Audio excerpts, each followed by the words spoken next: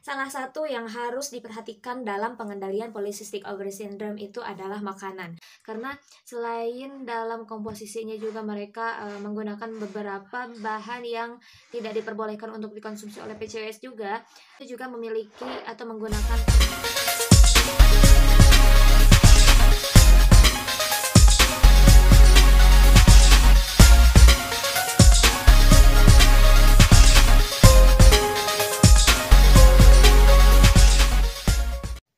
Assalamualaikum warahmatullahi wabarakatuh. Apa kabar semua? Aku selalu berdoa semoga dimanapun kalian berada, kalian dalam keadaan sehat walafiat. Dan selamat datang kembali di YouTube channel aku, Alpinspire Official Channel. Kali ini aku akan membahas tentang makanan apa saja yang tidak boleh dikonsumsi oleh para penderita polycystic ovary syndrome. Tapi sebelum aku lanjut ke pembahasan utama, kembali lagi aku nggak akan bosen buat ngingetin kalian semua untuk tetap dukung aku mengembangkan channel ini dengan cara like, comment, subscribe, dan share video-video aku ke sosial media kalian sebagai bentuk dukungan kalian terhadap aku supaya bisa memberikan informasi-informasi yang lebih banyak dibutuhkan oleh orang-orang yang sedang menanti garis 2.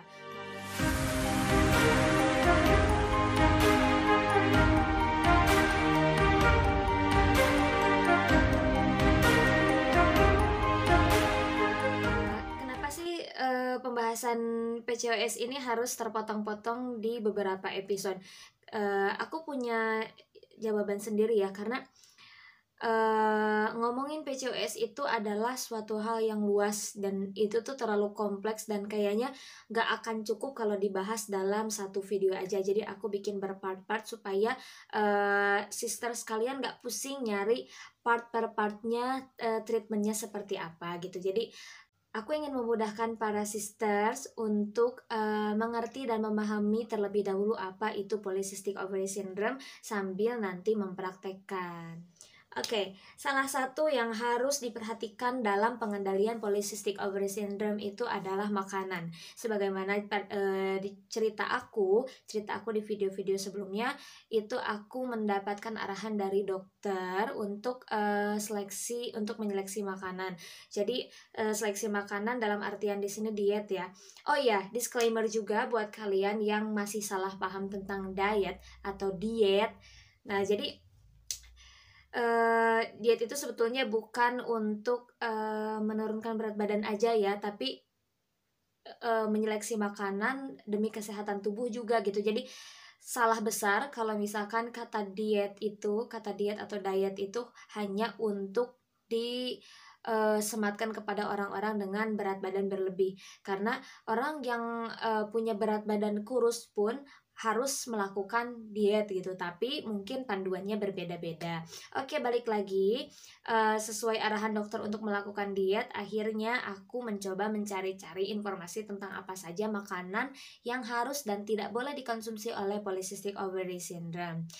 Nah, jadi apa saja makanan yang harus dihindari atau dikurangi kadar konsumsinya oleh para penderita PCOS adalah yang pertama, tepung dan makanan berkarbohidrat. Ya, tepung sudah pasti ada kandungan karbohidratnya kan. Nah, terus makanan berkarbohidrat itu contohnya seperti makanan pokok. Contohnya untuk orang Indonesia itu nasi.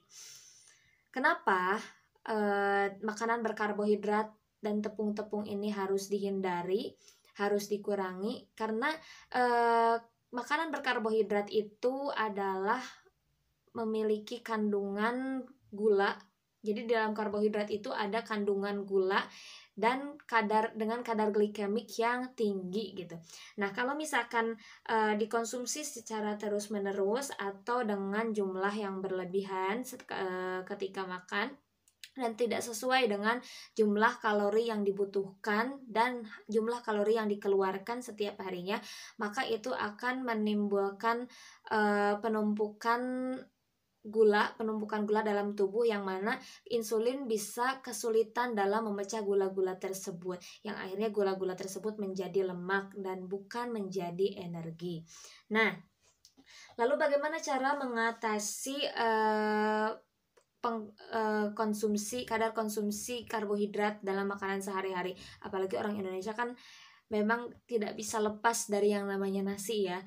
Termasuk aku pribadi itu selama program hamil, selama mengendalikan polycystic ovary syndrome itu aku masih mengkonsumsi nasi. Aku masih mengkonsumsi nasi putih terutama.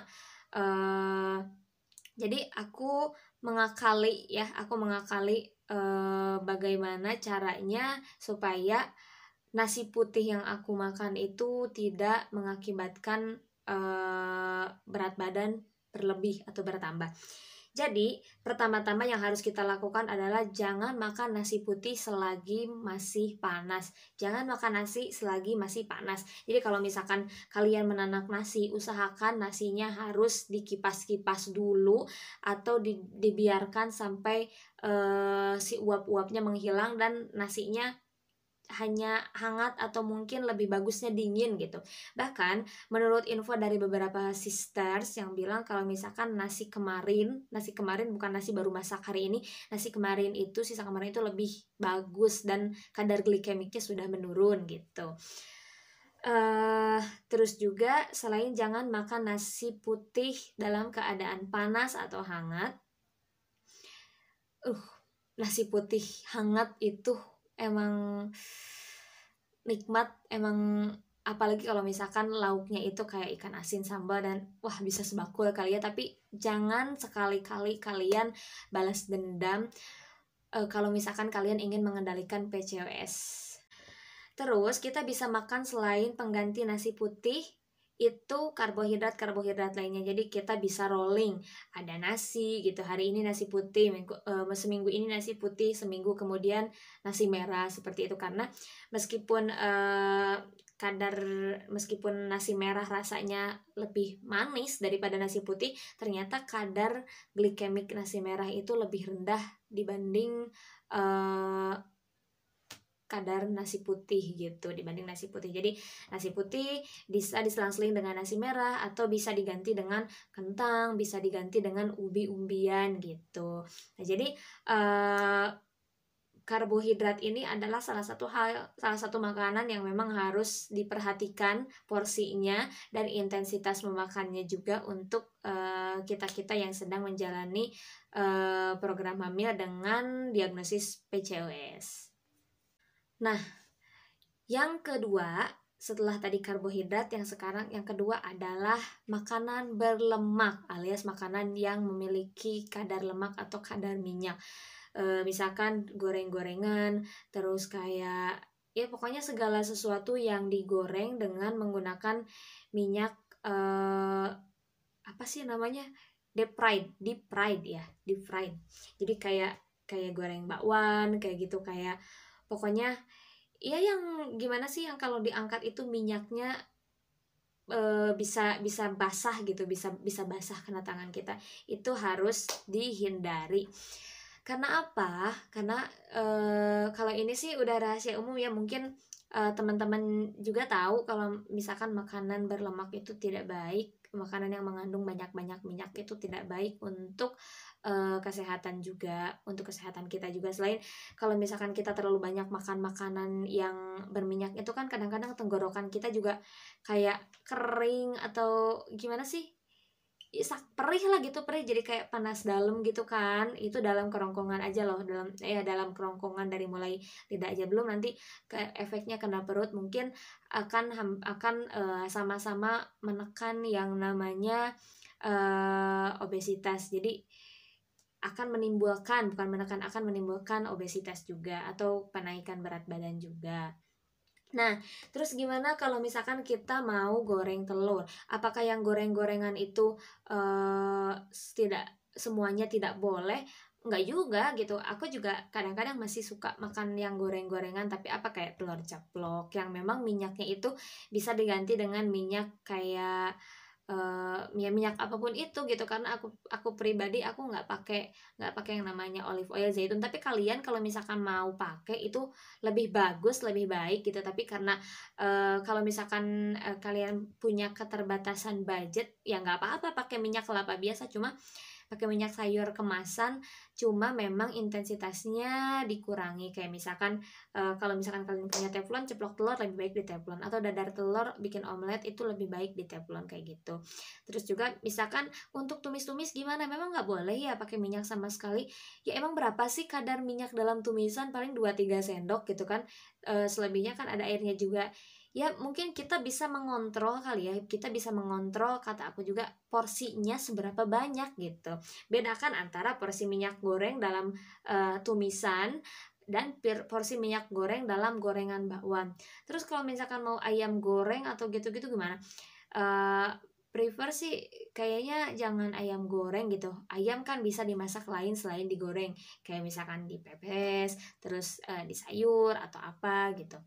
Yang ketiga, kalau misalkan tadi yang pertama ada karbohidrat dan yang kedua adalah makanan-makanan berminyak, yang ketiga adalah minuman-minuman yang manis. Nah, sama halnya dengan karbohidrat tadi, mungkin aku nggak usah menjelaskan lagi yang namanya makanan atau minuman yang manis. Yang pastinya gula, kandungan gula yang terdapat dalam makanan itu ada dua. Kalau madu kan fruktosa, gula juga kalau gula itu glukosa. Jadi fruktosa dan glukosa itu sebetulnya sama-sama dua hal yang sulit dipecah oleh insulin.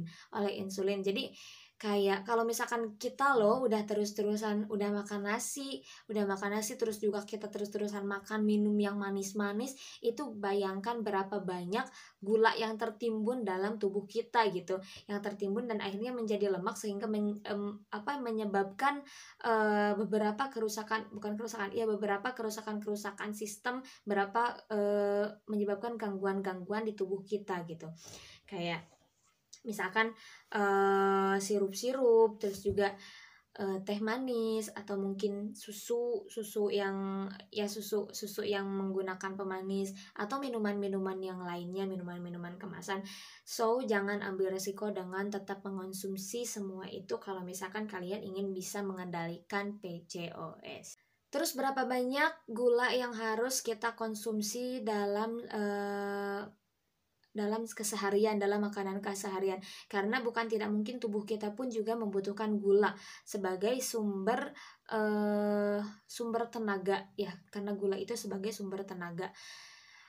Coba deh kalau misalkan kalian lemes-lemes terus misalkan tiba-tiba kalian minum teh manis, kalian bakal berasa seger lagi gitu ya, karena gula atau glukosa yang sifatnya manis itu bisa menambah tenaga. Sebetulnya tubuh kita itu membutuhkan gula itu maksimal 2-3 sendok per hari.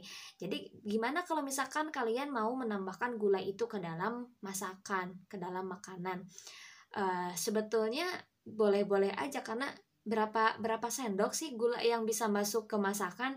Toh kalau misalkan lebih dari 1 sendok aja bisa manisnya kebangetan kan gitu. Jadi aku rasa, karena aku sendiri memang seperti itu, aku rasa nggak apa-apa menambahkan gula ke dalam masakan. Yang tidak boleh itu adalah mengkonsumsi makanan yang sudah di dalamnya mengandung tepung, atau minuman juga mengandung gula, karena itu pasti gula yang dibutuhkan untuk membuatnya juga pasti lebih banyak, dan itu pasti bakal berpengaruh juga ke dalam tubuh kita. Sementara ketika kita memasukkan gula ke dalam makanan yang kita masak, sebagai contoh sayur bayam atau apalah gitu yang memang membutuhkan gula, itu karena kadar gulanya juga tidak seberapa, jadi masih bisa diterima oleh tubuh. Terus gimana soal madu? Madu kan merupakan fruktosa, dan fruktosa itu adalah salah satu yang paling sulit juga untuk dipecah oleh insulin. Karena aku sendiri itu menerapkan resep JSR-nya Dr. Zaidul Akbar, dan beliau kadang menyarankan untuk memakai madu 1-2 sendok. Aku akan menjawab sama halnya dengan gula tadi, karena madu itu juga kan selain salah satu dari proses pengobatan tibu nabawi, madu juga merupakan salah satu sumber energi juga, dan bisa membentuk imunitas tubuh gitu, asal pengkonsumsiannya tidak boleh berlebihan. Misalkan kayak pagi 1 sampai 2 sendok, siang 1 sampai 2 sendok, malam satu, ya nggak gitu juga gitu. Cukup aja 1 sampai 2 sendok sehari, sama halnya dengan gula gitu. Jadi kalian jangan jangan mentang-mentang PCOS nggak boleh makan gula, nggak boleh makan makanan yang manis. Kalian jadi kayak makan ini nggak boleh, makan itu nggak boleh gitu.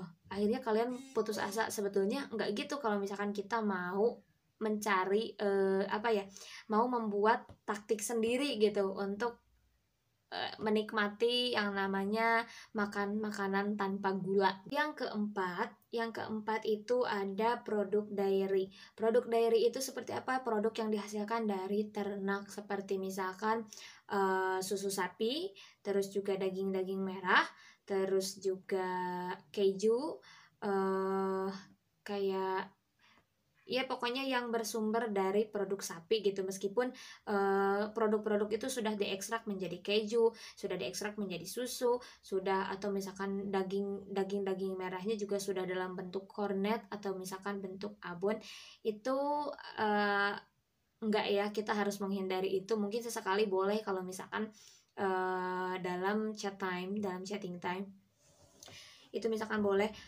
tapi untuk dikonsumsi sering itu kita harus menghindari, kita harus pintar-pintar menahan gitu. Soalnya kenapa? Produk dairy itu juga memiliki kandungan-kandungan kolesterol yang mana bisa memancing juga dan bisa mengakibatkan kenaikan lemak pada tubuh kita. Lalu kenapa susu juga tidak diperbolehkan? Karena susu itu kan merupakan produk dairy juga. Terus gimana kalau misalkan kita pengen banget minum susu? Ya mungkin sekali 2 kali boleh gitu, tapi untuk diminum setiap hari 1 kali atau 2 kali sehari itu kayaknya kita harus stop dulu untuk sementara waktu. Terus kalau misalkan kita nggak boleh makan makanan produk dairy seperti terlebih daging merah, daging sapi merah, itu kita mendapatkan protein dari mana? Protein tidak hanya berasal dari daging sapi atau daging kambing, karena protein itu kan banyak kan. Protein itu kayak ada dalam ikan, ada juga protein nabati, ada juga eh dari ayam, bahkan telur pun itu termasuk ke dalam protein. Jadi kalian nggak usah pusing-pusing untuk mencari sesuatu, untuk mencari protein yang bisa dimakan setiap hari. Dan di posisi kelima, makanan yang tidak boleh dikonsumsi oleh para penderita PCOS ada kacang-kacangan, termasuk kacang kedelai dan turunannya. Eh, Kenapa kacang-kacangan, apalagi kacang kedelai dan turunannya itu tidak boleh? Turunannya itu seperti apa sih? Kacang kedelai itu turunannya seperti susu, kecap, terus lagi ya susu kedelai, kecap, tempe, tahu, itu tidak disarankan dikonsumsi oleh PCOS. Nah, kenapa? Karena kedelai itu mempunyai sifat phytoestrogen, yang mana ketika phytoestrogen naik tanpa dibarengi dengan progesteron, maka itu juga akan bisa menghambat ovulasi, juga bisa menghambat proses perkembangan sel telurnya. Jadi terus protein nabatinya kan kita dapat dari tempe, tahu, itu kita nggak boleh sama sekali emangnya. Ya sebetulnya untuk tempe dan tahu ini banyak kajiannya ya, banyak banyak pengkajiannya. Jadi kalau misalkan dibilang gak boleh sama sekali, itu mungkin sama seperti makanan-makanan yang lainnya. Untuk jadwalnya chatting time itu masih boleh dimakan.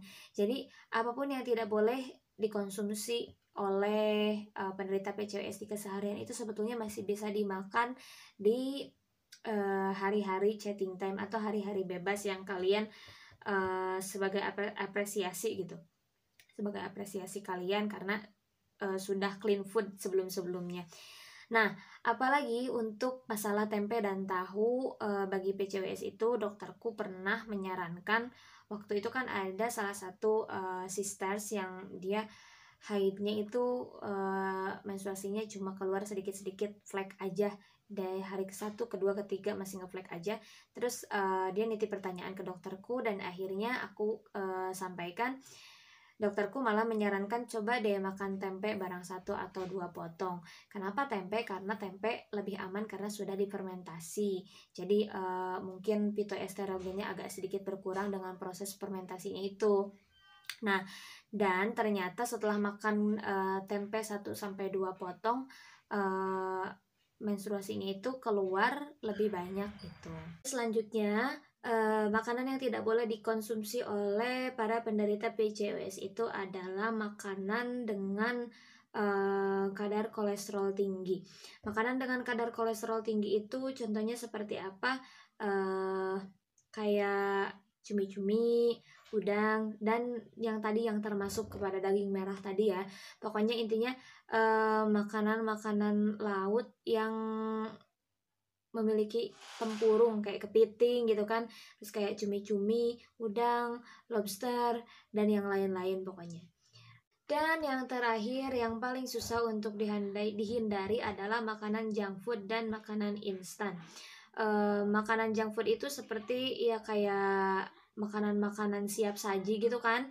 Terus kalau misalkan makanan-makanan instan itu kayak makanan-makanan kaleng, makanan bungkusan kayak mie instan kayak yang seperti itulah.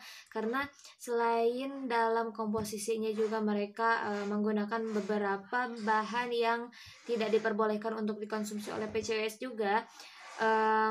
Makanan instan itu juga memiliki atau menggunakan pengawet yang mana pengawet itu bisa memperburuk keadaan pada polycystic ovary syndrome. Nah, itu tadi sedikit tentang makanan yang tidak boleh dikonsumsi oleh para penderita PCOS. Jadi, aku harap dengan aku buat video makanan konsumsi oleh PCOS, sister semua bisa mulai mengoperasi